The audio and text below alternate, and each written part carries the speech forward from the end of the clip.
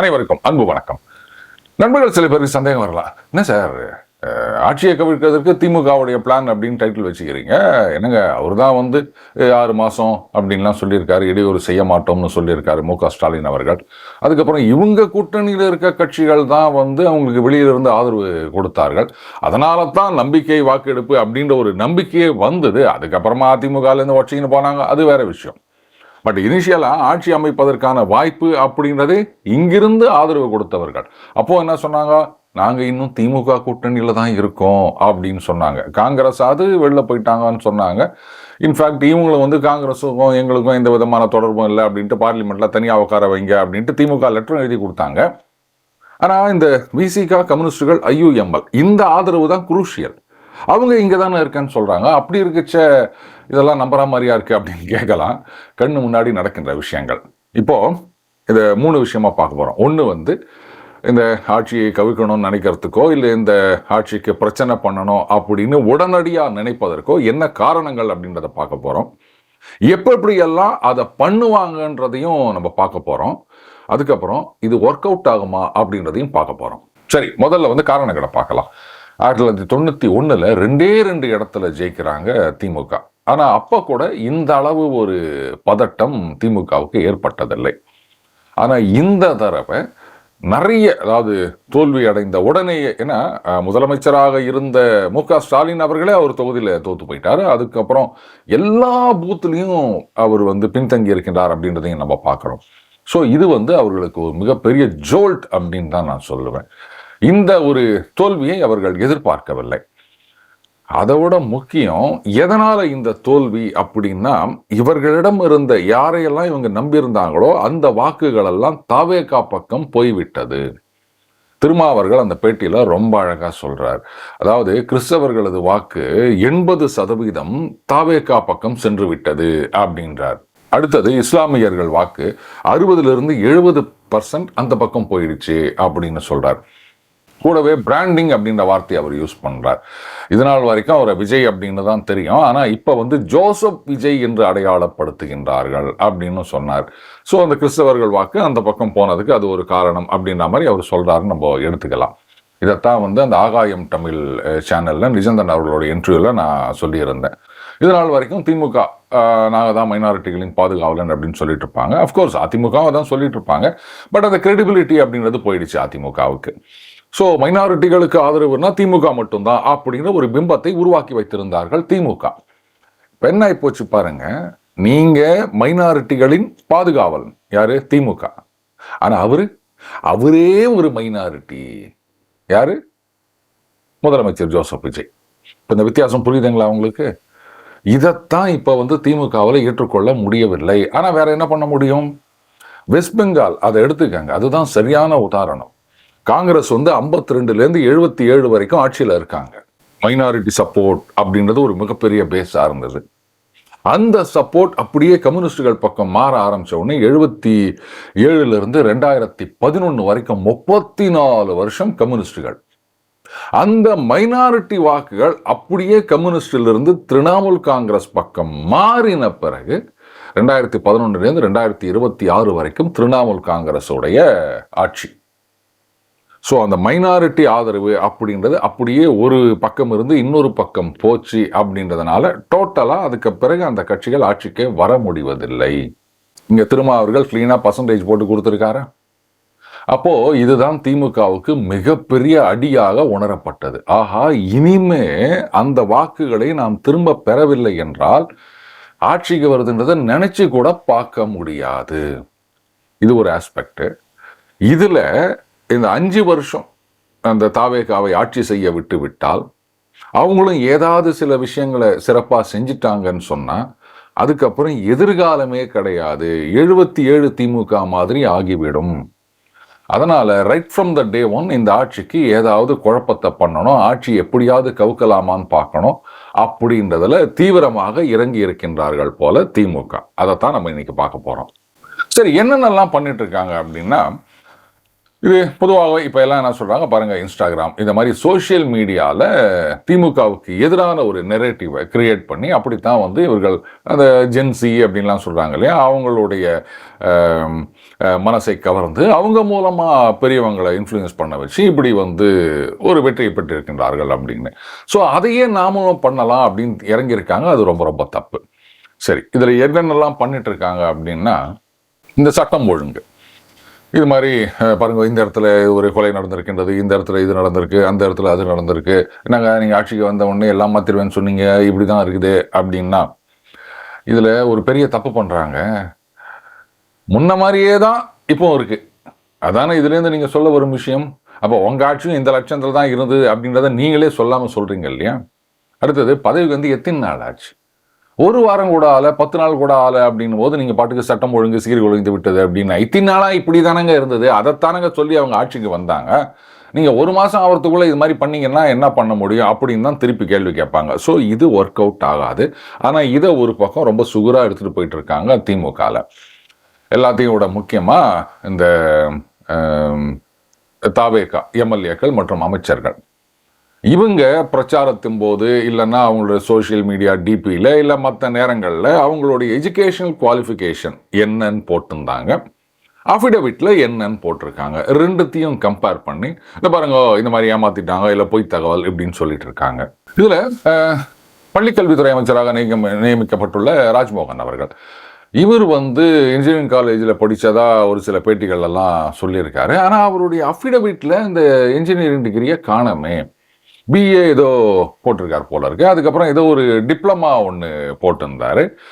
And அந்த diploma படித்ததா சொல்லப்படுகின்ற institute அது இல்லவே இல்லை, அது ஒரு டுபாக்கூர் இன்ஸ்டியூட்டு. இந்த மாதிரிலாம் வந்து நிறைய விஷயங்கள் இப்படி ஆரம்பித்து ஒவ்வொருத்தராக எடுத்து பாருங்க. இவர் வந்து பிரச்சாரம் பண்ணும்போது எம்பிஏ அப்படின்னு போட்டிருந்தாரு, ஆனால் அஃபிடவிட்டில் பிபிஏ தான் போட்டுக்கிறாரு. இவர் வந்து அதை போட்டிருந்தார், இது இல்லை அப்படின்னு. முதல்ல ஒரு விஷயம் புரிஞ்சுக்கணும், அஃபிடவிட்டில் நீங்கள் அதிகமாக இல்லாததை போட்டாதான் தப்பு. நீங்கள் வந்து நான் ஒரு பிஹெச்டி படிச்சிருக்கேன் அப்படின்னா வெறும் +2 அப்படின்னு போட்டால் யாராவது கேட்க போகிறாங்களா? பொய்யான தகவலை கொடுத்து விட்டார் அப்படின்னு சொல்ல முடியாது. இவர் படித்த விஷயத்தை சொல்லலை அப்படி தான் சொல்ல முடியும். அண்ட் இதில் என்ன பெரிய தப்பு இருக்குது அப்படின்னு எனக்கு தெரியல. நானும் எம்ஃபில் படிச்சிருக்கேம்மா. சார் வெளியில நீங்க 5வது ஃபெயிலுங்க அப்படி சும்மா படிச்சவன் தெரிஞ்சா ஒரு பையன் ஓட்டு போட மாட்டான். அது மட்டும் இல்ல, நான் பாட்டுக்கு எலெக்ஷன் அஃபிடவிட்ல எம்ஃபில்னு போட்டேன்னு வச்சுக்கேன். நான் படிச்சு ஒரு 40 வருஷம் ஆச்சு. அதுக்கப்புறம் ஒருத்தன் போயிட்டு காலேஜ் வாசல் இருந்து என் சர்டிபிகேட் காப்பியை கொண்டாடலான்னு நிப்பான். அந்த சர்டிபிகேட் காப்பி எல்லாம் இப்ப இருக்கோ இல்லையோ தெரியாது, அந்த காலேஜே இப்ப இருக்கோ தெரியாது. இத புரியாம இன்னைக்கு ராத்திரி எல்லா டிவிலையும் the nation wants to know அப்படின்னு ஒரே பஞ்சாயத்து இதுதான். நம்ம ஏற்கனவே ஏகப்பட்ட பிரச்சனை நாட்டுல இருக்கு. இதுல நான் வேற ஒண்ணு புதுசா கொண்டு வந்து சேர்க்கணுமா? இந்த மாதிரி கிரிமினல் புகார்கள், கேஸுகள் இந்த மாதிரி ஏதாவது இருந்து அதை சொல்லாம விட்டா அது தப்புன்னு சொல்லலாம். இல்லை கோடிக்கணக்கில் எங்கேயோ ஒரு இடத்துல ஒரு சொத்து வச்சுருக்கீங்க, இல்லை வந்து ஒரு எஃப்டி வச்சுருக்கீங்க உங்கள் பேர்லையோ உங்கள் ஸ்பவுஸ் பேர்லையோ, அதை நீங்கள் சொல்லாமல் விட்டீங்கன்னு சொன்னால் கூட அது வந்து தப்புன்னு சொல்லலாம். நான் படித்த விஷயத்தை இவர் சொல்லலை அப்படின்றதுனால என்ன ஆகிட போகுதுன்னு எனக்கு புரியல. கோர்ட்டுக்கு போனாலும் இது நிற்குமான்னு சொல்ல முடியாது. அடுத்தது, இந்த மாதிரி ஒரு இன்ஸ்டியூட்டே இல்லை, டுபாக்கூர் இன்ஸ்டியூட்டில் படித்து அந்த டிப்ளமாவை போட்டுக்கிறார் ராஜ்மோகன் அவர்கள் அப்படின்னா கரெக்டுங்க. அந்த காலத்தில் ஸ்டூடெண்ட்டாக இருந்திருப்பாங்க, அப்போ அதாவது ரெகக்னைஸ்டாக இல்லையா அப்படின்னு தெரிஞ்சிருக்காது. அதனால் போய் படிச்சிருந்துருப்பாங்க, அவங்களும் ஒரு டிப்ளமா நடிச்சு கொடுத்துருப்பாங்க, அதையும் வாங்கி வச்சுருந்துக்கிறாங்க. இப்போ அதை போட்டுக்கிறாரு. சரி, இப்போ வந்து அந்த மாதிரி இன்ஸ்டியூட் டுபாக்கூரும் தெரிஞ்சு போச்சு, அதுக்கு என்ன பண்ண முடியும்? சர்டிஃபிகேட் அது தானே. நீங்கள் என்னென்ன படிச்சுக்கிறீங்கன்னு கேட்டால் நான் எல்லாத்தையும் போட்டுக்கிறேன், இவங்க சர்டிஃபிகேட் கொடுத்துறாங்க, அது வந்து டுபாக்கூர்ன்றதுக்கு நான் என்ன பண்ண முடியும்? எல்லாத்துக்கும் மேலே இதுனா டிஎன்பிஎஸ்சி செலெக்ஷனை இன்ன குவாலிஃபிகேஷன் இருந்தால் தான் உங்களுக்கு வந்து இந்த அமைச்சர் வேலை அப்படின்றதுக்கு. அமைச்சர் ஆகிறதுக்கோ எம்எல்ஏ ஆகிறதுக்கோ கல்வி தகுதி அப்படின்றது கை நாட்டு வைக்க தெரிஞ்சால் போதும், அதுக்கு மேலே வேற ஒன்றுமே வேணாம். ஸோ அது வந்து அடிப்படை தகுதி இல்லை அப்படின்னும் போது அதை போய் நீங்கள் இன்னொன்று ஏற்றுக்கினே போய் சொல்லிட்டாங்க அப்படின்னுக்கிறீங்களே. எனக்கு என்னவோ இந்த யுனெஸ்கோ அதுதான் ஞாபகம் வருது. சரி, உண்மையிலேயே இது வந்து மிகப்பெரிய ஒரு விஷயம், இது வந்து கிரிமினல் அஃபென்ஸ் அப்படின்னு நீங்கள் நினச்சிங்கன்னா டக்கு டக்கு டக்குன்னு எல்லாத்தையும் தேடி எடுத்து கபால்னு கோர்ட்டில் போய் ஒரு கேஸை போட்டிருக்கணும். ஏன்னா திமுக எப்போ இது சொன்னாலும் என்ன பண்ணுவாங்க, அப்படியா போய் கேஸ் போடுங்க, நீங்கள் போடுங்க, நாங்கள் பார்த்துக்கிறோம், சட்டப்படி சந்திப்போம், இப்படி தானே சொல்லுவாங்க. அப்போ அதே மாதிரி இப்போ ஏன் செய்ய மாட்டேங்கிறீங்க? அப்போ அதுலேயே அவங்களுக்கு தெரியுது இதை வச்சுட்டு ஒன்றும் பண்ண முடியாது அப்படின்னு. பொய் சொல்லிட்டாங்க, ஏமாத்திட்டாங்க, இப்படியே தான் சொல்லின்னு இருக்கிறீங்க. அதை சொல்றது யாருன்னு பார்க்கணும். இதுதான் அந்த திமுகவுடைய மிகப்பெரிய பலகீனமே. நீங்க சொல்லாதீங்க. இன்னைக்கு அந்த 10 லட்சம் கோடி ஐயோ இப்படி சொல்றாங்களே அப்படின்னு. நீங்க 5 லட்சம் ஏமாத்தின்னு இருந்தீங்களே, இன்னி வரைக்கும் அப்படித்தானே பண்ணின்னு இருக்கிறீங்க. அப்புறம் நீங்க அவங்கள குறை சொல்றீங்க, ஈயத்தை பார்த்து இழிச்சதான் பித்தளைன்னு வாங்க. அந்த மாதிரி தான் இருக்குது இவங்க சொல்றது. அடுத்தது இந்த தேர்தல் முடிவுகள் வந்த நேரத்தில் ஒரு சிலர் சோசியல் மீடியாவில் போட்டிருந்தாங்க. அதாவது கிட்டத்தட்ட ஒரு 20 எம்எல்ஏக்கள் அவங்களுக்கு எதிராக இருக்கின்ற அந்த வழக்குகள் பற்றின விவகாரம், எஃப்ஐஆர் போட்டிருந்தாலோ இல்லை கேஸ் இருந்தாலோ அதை முழுமையாக தெரிவிக்கவில்லை அப்படின்னு சொல்லியிருந்தாங்க. பட் அதுக்கப்புறம் என்ன ஆச்சு அப்படின்னு தெரியல. ஒருவேளை அது உண்மையாக இருந்ததுன்னு சொன்னால் அப்போ நீங்கள் கோர்ட்டுக்கு போங்க. அதை விட்டுட்டு வெறும் சோசியல் மீடியாலேயே பார்த்தீங்களா இவர் எப்படி பண்ணிட்டார், இதை தெரிவிக்கல, அதை மறத்திட்டார் அப்படின்னு சொல்லியிருந்தா அப்போது ஏதோ சம்திங் மிஸ்ஸிங் அப்படின்றது எல்லாருக்குமே புரியுது இல்லையா? அடுத்தது இந்த டாஸ்மாகில் 717 கடைகள் மூட உத்தரவு. எல்லா ஆட்சியும் வரும்போதும் வந்த புதுசில் இப்படி தான் பண்ணுவாங்கன்றதை நம்ம பார்த்துருக்கோம். இப்போ அந்த டாஸ்மாக் ஊழியர்கள் சங்கமாக அதை சார்ந்த ஒருத்தர் பேசியிருக்காரு. அவங்களாம் என்ன பண்ணுவாங்க, நீங்கள் 717 மூடுவீங்களா, நாங்கள் 4000 கடைகளை மூடுவோம், அதாவது ஸ்ட்ரைக் பண்ணுவோம் அப்படின்னு. அவர்களுக்கு காலமுறை ஊதியம், அதாவது அரசு ஊழியர்களுக்கு இருக்கிற மாதிரி அந்த டைம் ஸ்கேல் ஆஃப் பே அப்படின்னு சொல்லுவாங்க, அந்த மாதிரி பேசிக் பே அந்த மாதிரி அது வேணும், தொகுப்பூதியம் இல்லாமல் அதெல்லாம் இல்லைன்னா நாங்கள் ஸ்ட்ரைக் பண்ணுவோம் அப்படின்னு. அநேகமாக அடுத்தது அரசு ஊழியர்களையும் தூண்டி விடலாம் திமுக. இந்த மாதிரி அந்த புதுசாக ஒரு பென்ஷன் ஸ்கீம் கொண்டு வந்தாங்க இல்லையா, அதை உடனடியாக இம்ப்ளிமெண்ட் பண்ணணும் அப்படி இப்படின்னு.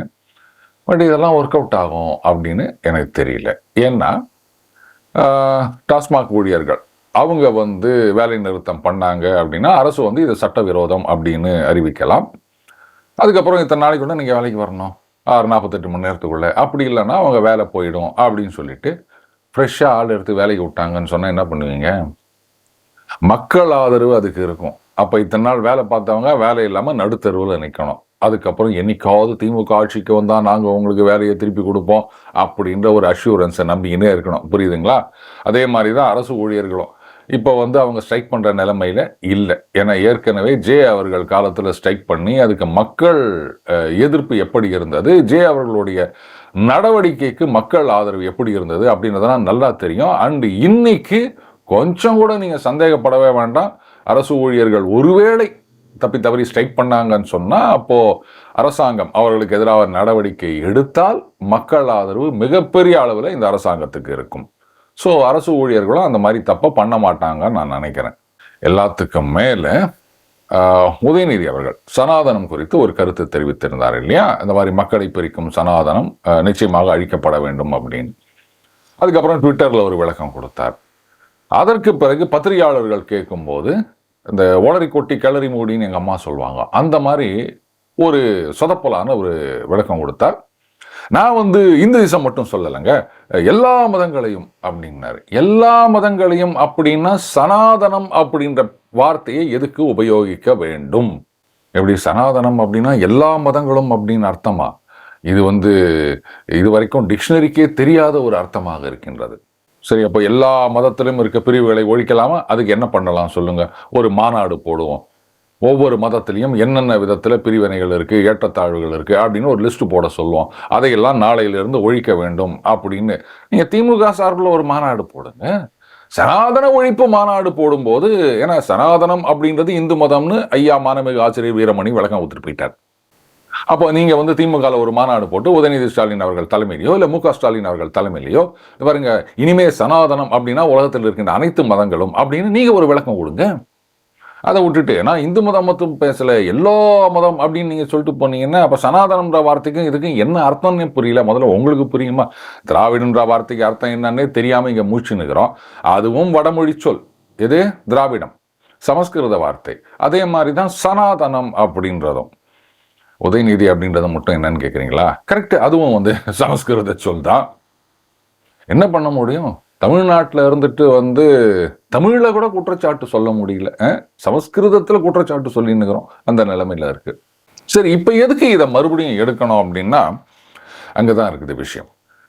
இந்த விசிகா, கம்யூனிஸ்டுகள், இந்தியன் யூனியன் முஸ்லீம் லீக், காங்கிரஸ் திரும்பி வரப்போறது கிடையாது. இந்த கட்சிகள் வந்து வெளியிலிருந்து ஆதரவு அப்படின்னு சொல்லியிருக்காங்க. எத்தனை நாளைக்கு வெளிலேருந்து அப்படின்னு சொல்ல முடியாது. குறிப்பா விசிகா அட்லீஸ்ட் அவங்க வந்து மந்திரி சபையில் சேரலாம் என்று எதிர்பார்க்கப்படுகின்றது. ஸோ அப்போ யாருமே இல்லை அப்படின்னு சொன்னா திமுக தனித்து விடப்பட்டு மறுபடியும் 77க்கு போன நிலைமைக்கு போக போகின்றது.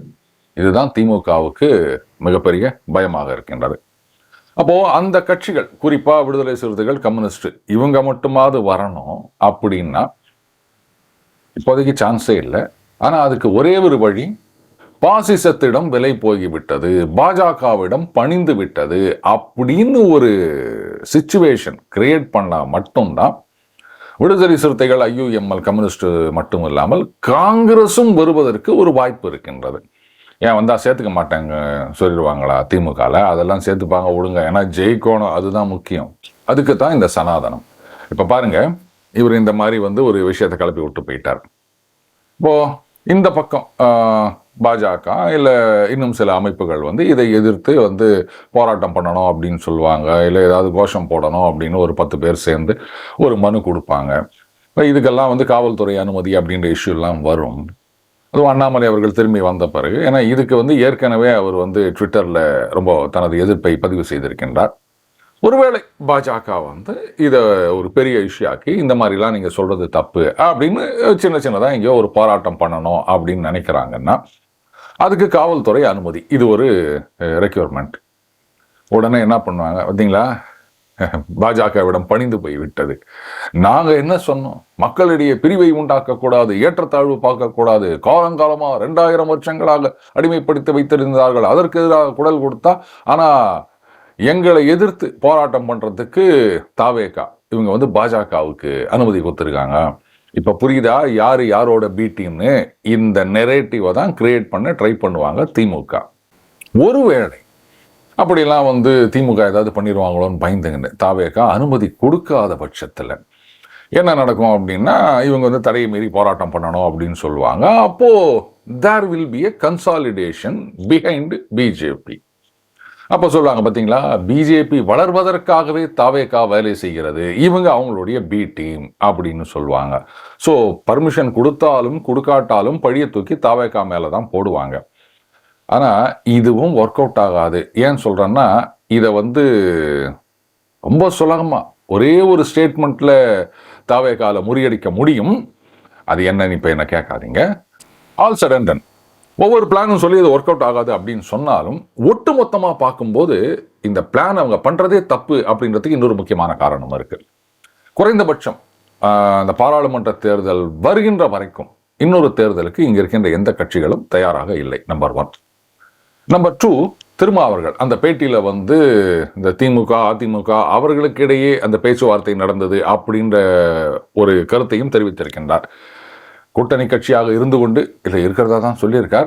இந்த மாதிரி வந்து நீங்கள் அதிமுக மீது குற்றச்சாட்டை விடுங்க, திமுக மீதும் சேர்த்து தான் இது சொல்லியிருக்கீங்க. ஸோ அதிலிருந்தே மனதளவில் அவர் வந்து திமுகவிலிருந்து ரொம்ப தூரம் விலகி போய்விட்டார். அண்டு தாவேகா உடன் ரொம்ப நெருங்கி விட்டார் அப்படின்றது இது காண்பிக்கின்றது. ஸோ அவங்க திரும்பி வரப்போகிறது கிடையாது. நாளைக்கு ஏதாவது பண்ணி நீங்கள் வந்து ஆட்சியை கவிக்கின்றீர்கள் அப்படின்னு சொன்னால், இந்த பக்கம் காங்கிரஸ், தாவேகா இந்த கட்சிகள் இருக்கின்றன, அதுவே வந்து 119 120 அப்படின்னு வந்துடுது. போதாக்குறைக்கு இந்த பக்கம் அதிமுகவிலிருந்து வேற ஒரு 25 பேர் போயிருக்காங்க. சரி, 24 23 வாடவர். சபாநாயகர் சொல்லியிருக்காரு, இதுக்கு கால வரையறையெல்லாம் ஒன்றும் கிடையாது, எப்போதுக்குள்ள அந்த பரிசீலனை பண்ணணும்னு அப்படின்னு சொன்னதான் இன்னைக்கு தினமலர் செய்தியும் வந்திருக்கு. கவர்னர் கூட மசோதா மீது முடிவெடுக்க கால வரையறை இல்லை அப்படின்னு சொல்லிட்டு இருந்தாங்க. ஆனால் அதுக்கும் டைம் உண்டு அப்படின்னு கோர்ட்டில் சொல்லிட்டாங்க. சரி, ரைட்டு, இது இருந்துட்டு போட்டோம். பட் இந்த அவைத்தலைவர் அந்த டிஸ்குவாலிஃபிகேஷன் பெட்டிஷன் இதன் மீது முடிவெடுப்பது இல்லை அதுக்கப்புறம் கோர்ட்டுக்கு போகிறது அப்படின்றது அப்படி கொஞ்சம் இழுக்கும் அப்படின்னு நினைக்கிறேன். அதுவும் கிட்டத்தட்ட ஒரு பாராளுமன்ற தேர்தல் வருகின்ற வரைக்கும் கூட அப்படி இழுக்கலாம். ஸோ அது வரைக்கும் கூட இந்த ஆட்சிக்கு ஆபத்தில்லை குறைந்தபட்சம் அப்படின்னு தான் நான் நினைக்கிறேன். ஸோ நீங்கள் என்னதான் திமுக பிளான் பண்ணாலுமே இந்த ஆட்சி கவிழாது. ஏன்னா தேவைப்படுகின்ற இந்த பக்கம் 120 இவங்க ஒரு 25 அப்படின்னு அதிகமான ஸ்ட்ரென்த் இருக்கு. அந்த 25 ஓவர் நைட்டு மறைய போவது கிடையாது. அதிமுக என்னென்னலாம் வந்து குழப்பங்கள் நடக்க போகின்றது, இந்த பொதுக்குழு கூட்டணும் அப்படின்னு சொல்றாங்க. ஒருவேளை எடப்பாடிக்கு வந்து பெரிய அளவு ஆதரவு இல்லை அப்படின்னு சொன்னா, கட்சி கட்டுப்பாடு அவங்க பக்கம் போயிடுச்சுன்னு சொன்னா, ஒட்டுமொத்த அதிமுகவும் அந்த பக்கமும் போயிடுச்சுன்னு சொன்னா, சரி அப்ப வந்து விசிக கம்யூனிஸ்டுகள் இவங்களுடைய தயவு தேவையில்லை, அப்போ அவங்க திரும்பி வந்துருவாங்களா அப்படின்னா நிச்சயமா வரமாட்டாங்க. அதையும் நம்ம பார்க்க தான் போறோம். ஏன்னா திரும்பி வந்தாங்கன்னா இல்ல அங்க பாஜகவின் கை மறைமுகமாக ஓங்கிவிடும், அதனால நாங்க இந்த பக்கம் இருக்கணும் அப்படின்னு கூட ஒரு விளக்கம் சொல்லலாம். ஸோ அதுவும் நடக்க போவது கிடையாது. என்னதான் இங்க ட்ரை பண்ணாலும் அந்த கூட்டணி கட்சிகள் இந்த பக்கம் திமுக பக்கம் வருவது அப்படின்றது ரொம்ப ரொம்ப கஷ்டம். அவங்க வந்தா மட்டும்தான் இந்த ஆட்சி கவிழ்ப்பு அப்படின்ற முயற்சிகள் பலன் அளிக்கும். இன்னொரு தேர்தல் வரணும் அப்படின்னா கூட கூட்டணி கட்சிகள் கூட இருந்தாதான் அந்த தேர்தலை சந்திக்க முடியும் திமுக. அவங்க இல்லாத பட்சத்துல இது இன்னும் அந்த 59ன்றதை சர்ன்னு கீழே கொண்டு போயிட்டு ஒரு 29, 19 கூட கொண்டு போய் நிறுத்திடும். இது திமுகவுக்கும் தெரியும். அதனாலதான் சொன்னேன் இது எதுவுமே ஒர்க் அவுட் ஆக போவதில்லை அப்படின்னு.